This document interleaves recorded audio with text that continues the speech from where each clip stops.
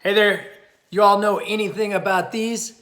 Chicharrones. You know they're good if they crunch. Let's give it a shot, KZ.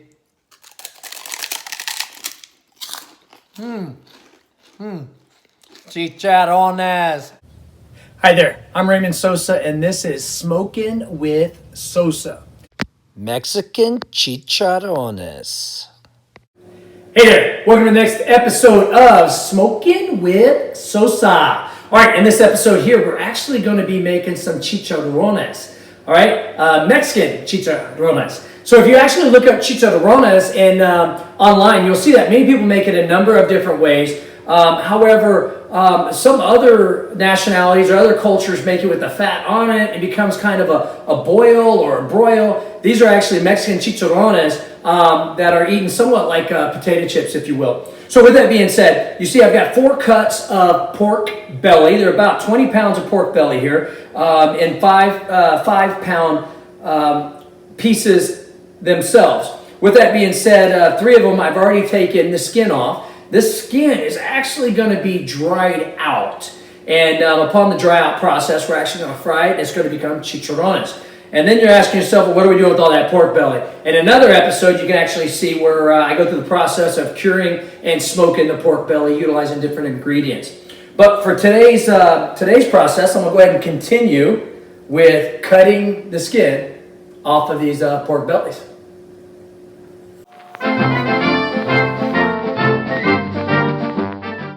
All right, now that we have the skin off the meat, we want to start the drying out process. Here I'm going to put it in the oven for 180 degrees for multiple days at about 6 hours at a time.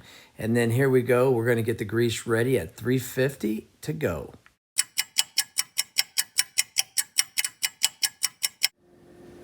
All right, so we now have our pig skins that are nice and dried out. The next step here is we're actually going to break them up into smaller pieces so we can drop in the deep fryer. So I do know that some folks utilize larger deep fryers and they tuck this whole thing in and see how big they can get it. For us, we actually just take them and just crack them and try to keep them about 3 inches a pop, give or take 3 to 4 inches. They will swell up as they fry. So I'm just going to come through, crack them up, and then we'll get to frying.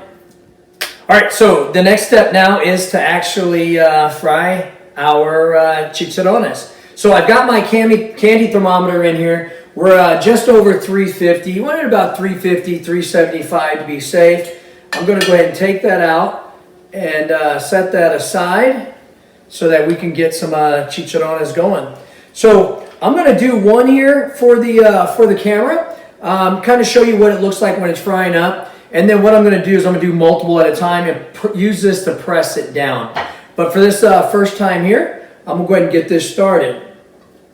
All right, I'm going to drop it in there. Now it takes, depending on the amount of fat that's left on the skin, is going to determine how long it takes to start boiling up and sizzling up. And then ultimately how fast you're ready to come out.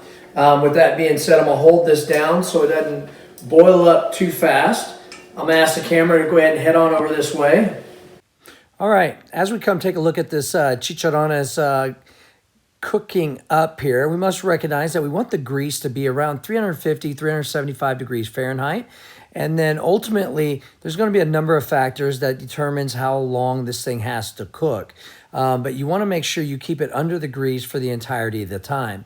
Now, once this chicharrones is done, we're going to pull it out of the grease. We're going to throw a little bit of our favorite seasoning on it. We happen to like our Old Bay and put it on the top. In this next example here, we actually have chicharrones already in the grease, and we use the little pan there to keep it held down under the grease. And you can see that these ones here are set to go. So some of them take longer than others. Some of them grill up a lot quicker than others. But depending on how dry the skin is and depending on how much fat is actually on the skin, as well as where the skin came off of the pig itself, will ultimately determine how big and how puffy these chicharrones get.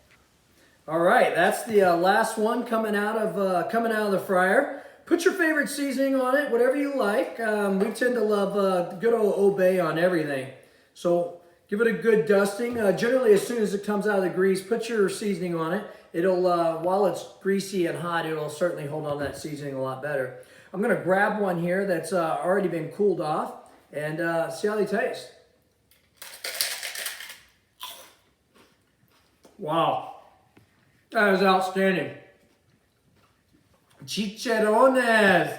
Hey, I hope you enjoyed watching this video as much as I did making it and certainly eating it. Subscribe to our page, give us a like, let us know you're out there, and have fun making your own chicharrones. Until next time, have a blessed day.